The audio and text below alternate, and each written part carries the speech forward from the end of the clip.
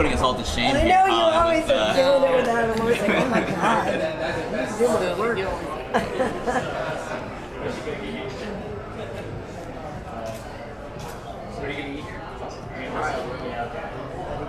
Oh, thanks.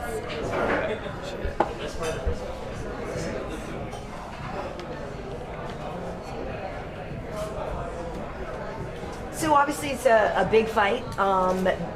Megan is a little bit of an unknown entity to some people, but not to others. But what kind of a fight are you expecting from her in her debut? You know, she's got a lot that she's going to probably want to just show people what she has. You know, she's coming in wanting to make waves for herself and wanting to make a statement, and you know, that's how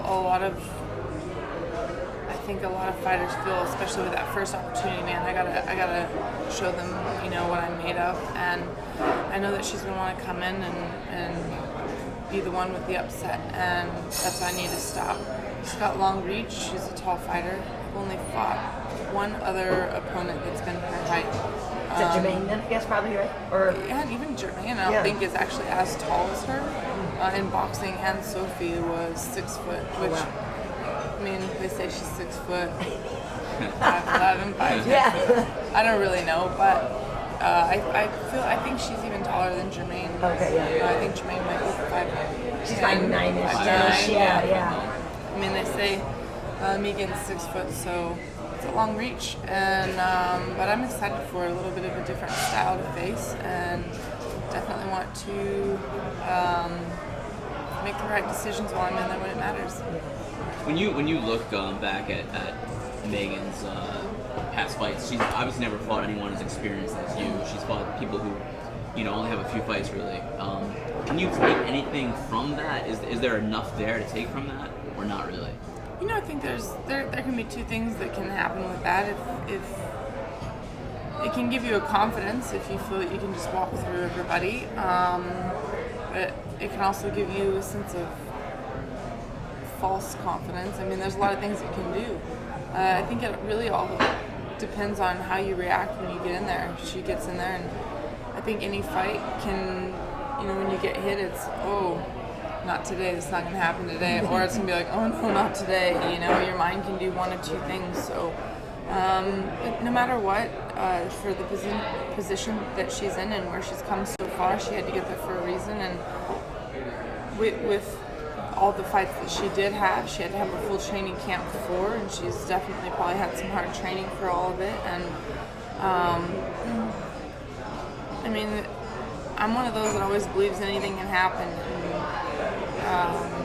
you know, when I got in the UFC, I only had 2 fights before I was set up to fight for the title, and I was able to go in there and do it. So who am I to think that somebody else can't come in and do something big right away? So I definitely don't ever look past anybody or think, well, they haven't really faced anybody like me. I do feel like I am something different, and I'm going in with my own confidence, but I also fear every opponent no matter where it comes from. Why 145? Because, I mean, all intents and purposes, you're the number one contender right now, probably at 135. There's really no one else out there. So why is this fight at Featherweight? Why are you going this path? This was the opportunity that presented itself and what seemed good for right now. So I'm just going to take this fight, and, you know, after that, I would love to be able to go back to 135 and be able to fight for the belt. I know that I'm the number one contender there, and why not try and go back to that? You know, I always, how awesome would that be to be able to get my belt back? Yeah. That's what I want. How different do you feel physically in either weight class? Do you feel a stronger puncher at 45? I mean, what kind of differences do you actually feel when you're in there? I think the biggest difference I feel is just weight cuts definitely a lot easier at 45. Yeah. I don't really feel that much different. I still do the same training for the most part, but I definitely eat a little more for 145. So I always try to eat clean. I mean, I don't want to have bad weight on me. Yeah, don't think but so. I just probably eat more of it because I don't have to worry about going to 35. But I'm not really, I mean, either fight, in boxing I fought in 3 different weight classes, 140, 147, and 154, and I can't say that I felt that much different when the fight came at any weight. I think it's just training on the lead up. I definitely have like I said, it's maybe just a little less that I have to stress about. You know, if I'm hungry, I eat, and I don't really worry about how many, ounces or calories or whatever. I didn't even weigh myself this entire fight camp until about 2 weeks ago. I don't get on a scale either, but it feels like I'm about where I should be. Oh my gosh! And you're so physically imposing, and you see anytime there's a picture of you, people are like, oh, she must be cheating, right? She can't be built like that. She must be cheating. What do you think when you hear that or when you read that about you? I think the only honestly, everybody's gonna have what they think they want to say and what they want to come up with and what they want to make up or excuses they want to make. But a lot of why I guess it doesn't really bother me much is because I sleep well at night knowing that I've never taken anything to help me in any sport I've been in. I'm not just talking about MMA. I'm talking MMA, boxing, soccer, swimming, gymnastics. It doesn't matter what I've done. It's always been hard work. I've never taken any kind of performance enhancer in my life. I guess I know that. The only time I've ever actually responded to anything is when they brought up when Cyborg brought it up before our last fight, saying she's getting tested and I'm not. It's like, whoa, I get tested all the time. I just got a shirt in the mail that's 25 times tested. I'm like, but I just don't feel like I need to put it on and show everybody. I don't need like a gold medal for it. I feel like it's, well, okay, I'm glad that I know that I trained clean. So. With the fight with Cris, a lot of people described it as a Pyrrhic victory to even get that far with her and not get knocked out and not get blasted. So how do you feel about that fight when you look back on it? What does it mean to you? I think one of the things with her is that because I made it, so many people focus on that, and few people actually look at it and say, not that I just made it was a really close fight. Like I didn't just go to survive it. I went to beat her. That was my plan, was to win, not just say I did it. And I've said this before. I'm not going in there to get a participation ribbon and just say I did it. I'm going because I want the gold, and that's what I was going for. Yes, it was a competitive fight, and I didn't do enough. But if you go back and look at the fight, I actually watched the fight for the first time a couple weeks ago, just because we were picking apart my flaws, actually, just to try and better myself.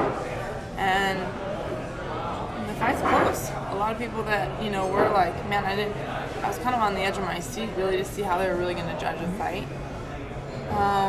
But with that being said, I know that there's things I didn't do well enough to make it more clear, and that's what I look at. Like I said, I didn't go in there. It was a tough fight for sure. It's probably one of the most. It was probably one of the more of the battles I've had in my MMA career for sure. We traded some blows in there, but I'm still standing here and ready to go again. And I'd like to have another chance at it if it presents itself. But it's hard right now. I definitely have this fight in front of me, but I also really. Like I said, I'd like to go fight for the belt at 135 as well, so I don't know, we'll see what happens. Well, there was a lot of goodwill towards you before that fight, too, because people kind of thought of you in a way, they're like, what if she's the one who takes out Ronda and Cyborg? So were you conscious of that? There was definitely a lot of positive thoughts on that before the fight. A lot of people thought, if there's anybody to do it, if there's anybody to take a fight to Cyborg, it's going to be Holly, and so that was, flattering to me that people had that belief. I always love when people have that belief in me for my fights, and then those are the people I always want to give them a reason, like, there's a reason why you believed in me, because I'm really going to do it. So it's definitely a letdown when you don't walk away with a victory, but I'm still here, I'm still cranking away, and I want to keep going forward. Now, Dana White, he obviously wants Cyborg to fight Nunes next, but do you feel that a win over Megan Anderson would put you in that spot to deserve the fight with Cyborg? I think I just want to see how this fight goes for me, and there's things that I have goals for, like I'd like to fight for the 135-pound belt, or But I definitely don't waste any sleep over thinking, well, I want to watch them fight first, and then I want this and that. I don't have anything really mapped out in my mind for it. I just think, I want to win this fight, because with a win or a loss, it definitely makes a difference of what my future can hold, what my opportunities will be. We'll see what happens. Megan's the first person I need to think about, and then we'll see what happens. And I just really train to fight, and like I said, I have goals, but I also have a manager that kind of guides that, and then there's the promotion that puts it together, and there's to be a whole lot that gets a fight together. So, if Nunes and Cyborg fight, I'll definitely be watching. We'll see what happens. So definitely, you have goals, and you have to, kind of map things out. This is far down the road, but say you got that rematch with Cyborg, say you got the featherweight belt.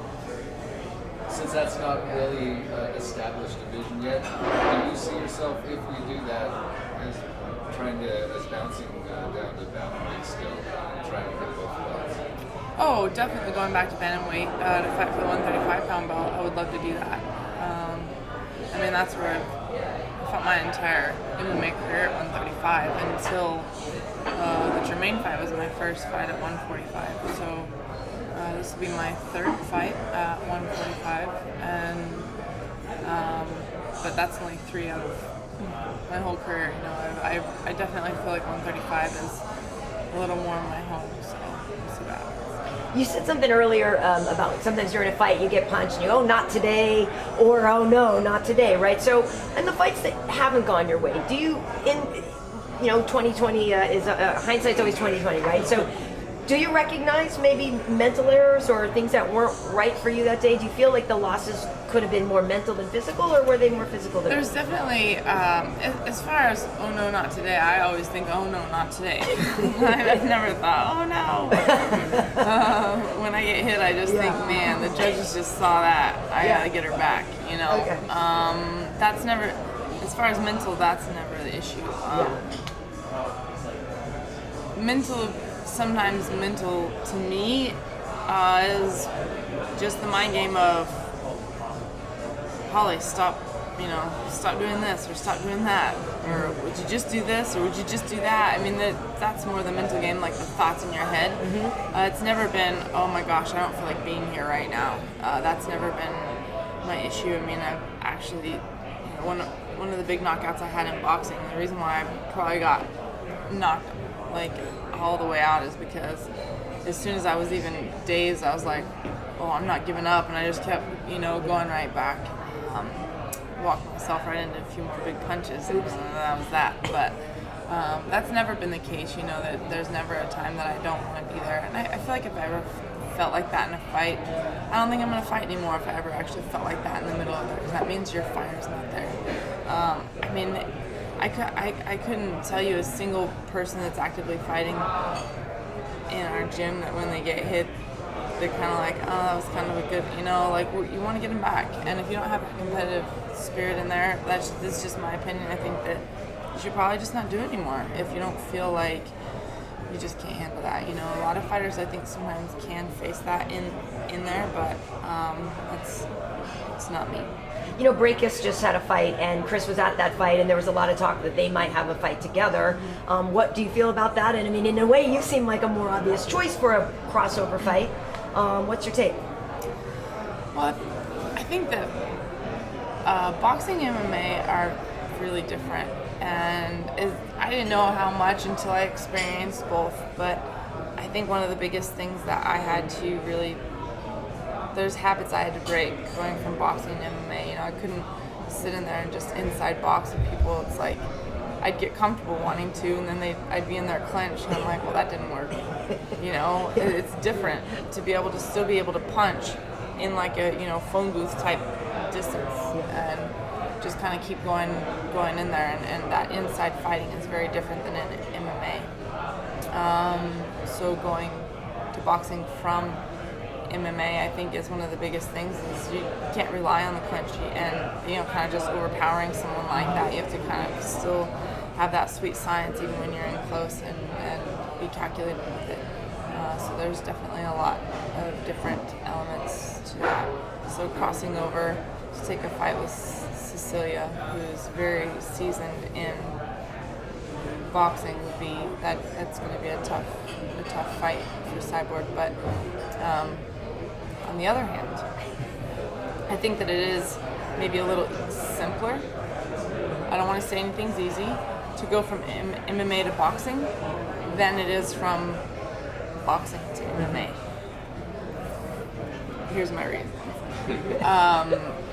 Going from MMA to boxing, in MMA you still have to learn boxing because it's part of mixed martial arts. In boxing, you just learn boxing. So when you go to mixed martial arts, it's like you don't have any knowledge of wrestling or grappling or clinch game or anything like that. So you're going into a whole new world. So if Cecilia came into like an MMA with Cyborg, I definitely think Cyborg just takes her out, you know. And then Cyborg going into boxing, I think that's going to be very hard for Cyborg. However, there still is a knowledge of boxing, so there's, if that makes any sense. But I don't know how much I really came to MMA because I've been passionate about MMA. I did boxing for so long, but there's always opportunities that arise, and if they fight, that's just another fight I'll definitely be watching. You also mentioned something about the guys and the ladies in your gym. Jon Jones is somebody who is a Jackson Wink guy, and a lot of people are curious, what's up with him? Is he coming back? Has he been trained? I mean, obviously we see that he trains and stuff, but what do you know? What can you tell us? I do see Jon, and Jon's a friend of mine, and I'm going to just say that the last thing I ever asked Jon is, hey, how's everything going with all your other stuff? So usually when I talk to him, I'm like, how's your girls? How's Jesse? How's everything? Like, that's kind of it, or we're just joking from a day-to-day joke. So I'm excited to see Jon fight again, and hopefully that day will be sooner than later. I'm curious, as an athlete who successfully transitioned from boxing to MMA, how long was it in your MMA training that you actually felt comfortable, that you thought, I can do this sport? Because, like Floyd Mayweather was talking about maybe trying to come over, and everyone's debating, all right, well, how long would it take him? But you've done it. How long did it take, until you felt comfortable? I do think that it takes a while, but I think that'd be hard to really tell exactly when I felt that comfortable. I definitely feel more comfortable now with my ground game in wrestling than I ever have, but I still feel like I'm learning. I mean, to this day, boxing or MMA, I'm still trying to get better at my jab, and that's the first punch you learn. So I feel like there is this sense of always wanting to get better, and in order to feel like you need to get better, you have to know that you're not great. You're always searching for greatness. So I do think that it takes some time, because everything with MMA is like, you have to learn one step before you can even get to the second step to even be able to chain things together. And I guess it just depends on how everybody's different, how natural they might take it. I do feel like my MMA career was kind of on an accelerated path, but I think the reason why I was able to do it is because my entire boxing career was out of the same gym, and I was surrounded by the mixed martial arts the whole time, so that when I was learning it, it was maybe somewhat more familiar. But I don't really know the timeline. Some people are just natural and they just pick it up and they retain it. So I think, definitely put some time in though, because it's all, I think the biggest thing that all my coaches were telling me when I first started, and it was very true, is, Paul, you can keep coming in and do private lessons or drilling this or that, but it's mat time. You just got to get on there and get the real feel, because it becomes second nature. Just in boxing, when you learn to pick your first punch, it after a while you just do it. But at first you're flinching and you don't even like to really, you're closing your eyes when punches are coming at your face and things like that. But you have to do it and actually have those punches coming at you over and over and over to even learn how to block. Just pick a punch. So just, I guess if somebody puts a lot of time into it and has a little bit of natural experience, I think they can just kind of go with it if they want to. You know, you talked about going to 35 again, but obviously they're doing Ultimate Fighter with 45ers. So do you know any talent who tried out or who made it, or does that inspire you maybe to stick around at 45 a little more since there might be some more fresh blood?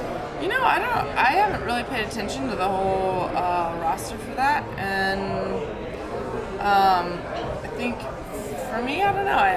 I'm sure I want there to be a whole 45 division anyway. Why not? Let's bring some more girls in. So I'm glad they're doing it, but it doesn't give me any motivation one way or the other. Like I said, I'm excited to go and fight for the 35-pound belt again. So I guess just whatever doors open. I don't have a reason to believe she won't make weight, but let's say Megan didn't make weight. Right now, this year, they're 7-1, the people who didn't make weight, and 5. Would you take a fight? I guess it's all per situation. How hard did she try to make the weight? I mean, just saying if, but I don't know if she's ever been one to not make weight. I don't that's what I'm saying. I'm not trying to make it about her. I'm just saying in general, I've never not taken a fight, I'll say that. And there's been a couple who've been overweight. I took a fight with someone who came in 4 pounds heavy, and I guess the most I just looked at her is I said, you obviously don't take your job as seriously as I do, so I'm going to make it a victory anyway. And that's kind of my mindset on that sometimes. But I do... Was that boxing or MMA? That was MMA. And I wound up getting a knockout in the fight, and then thought, well, maybe it was just my extra motivation to kind of get that done.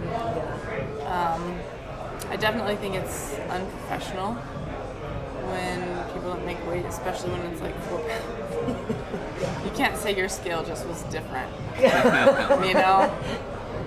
Even a half pound, you're like, if my scale said a half pound, I don't know. Maybe then you can kind of use that, but 4 pounds is a lot to be over. And so, I don't know, I guess it all depends on how much and the circumstances, how that all goes together. It's been almost 3 years since the knockout of Rousey. I know at the time you kind of wanted to say, I want to build on this and do more. When you look back on that now, how do you feel about it? And is it maybe something that you'll feel better about, like when the career is all over and you look back and it's one of the most memorable moments in the history of the sport? It's definitely one of the most memorable moments that I've had in my life. I definitely don't want it to stop there. And yes, I'm proud of it 100% because it's not just the victory, it was the facing all odds, everything against me, and being able to persevere and go through for a victory because I believed in myself and my team believed in me. And those are not just for the sport or my career, but life building moments. And I'm glad that I had the confidence in myself to take a path that a lot of people thought was just an impossible thing to do. So it's not just for that, it's just for, it was a victory in life, really, facing all opposition, It was definitely one of those moments that kind of victory, that kind of feeling, you're never going to get that in any other job, really. And that's why that's what makes fighting so nerve-wracking, is because a loss is that devastating. But a win can be that great, and that's why we do it. I think Donald had said it at one point, and I remember watching the interview, and he says it's like a drug, and you're chasing the high, and you keep wanting to chase it and get that victory, and that is what it is. So you take the risk, though, of maybe losing, but the high is worth it when you get the win, and it's definitely something that will be, when I go back and think about it and think about all the path leading up to the fight and just some of the interactions I had with the people that believed in me or doubted me or anything, it was its own journey, and it definitely is something that I look back on my life, and it definitely was a great moment. But I definitely don't want my whole career to be off of one fighter. I want it to be my whole career, and that's why I'm still wanting to go forward. And I don't want to just live in 2015. It's 2018, and I need to embrace this time right now. Do you think one day, years down the line, you and her will kind of, see each other somewhere and maybe have a chat? Have you ever thought about that? I'm sure. I mean, you look at people in the boxing world who used to be like big rivals, and now they go to boxing fights and they hang out. And they're like, hey, how's it going? I think you can have I mean, it all depends on the other side of it too. Right. For me, it's like I got knocked out by Anne-Sophie in boxing, and the rematch I beat her, and that very night we actually went and sat at the bar. We didn't have a translator because she didn't speak English and I didn't speak French, but we sat there and talked the whole time, and it was like there's a respect I have for anybody that does what we do, because it takes a lot to get in there, and I do have a lot of respect for every single girl that I get in there and share the ring, octagon, cage, whatever it is, even in practice, on the mats, whatever. There's an understanding and a common kind of ground that you have that a lot of maybe other people don't really get, and so I think that is why they probably still have this respect, this kind of bond later maybe. 2018, 2019, where do you want to see yourself in the perfect world? Win. What? Which Win every belts? fight. Win this fight. Win my belt back. Win another belt. Win somebody who wants to try and take the belt. And that's what I want. Awesome. Everybody eats. Thank you. Yeah. Thanks. Awesome. Thank you. Thanks.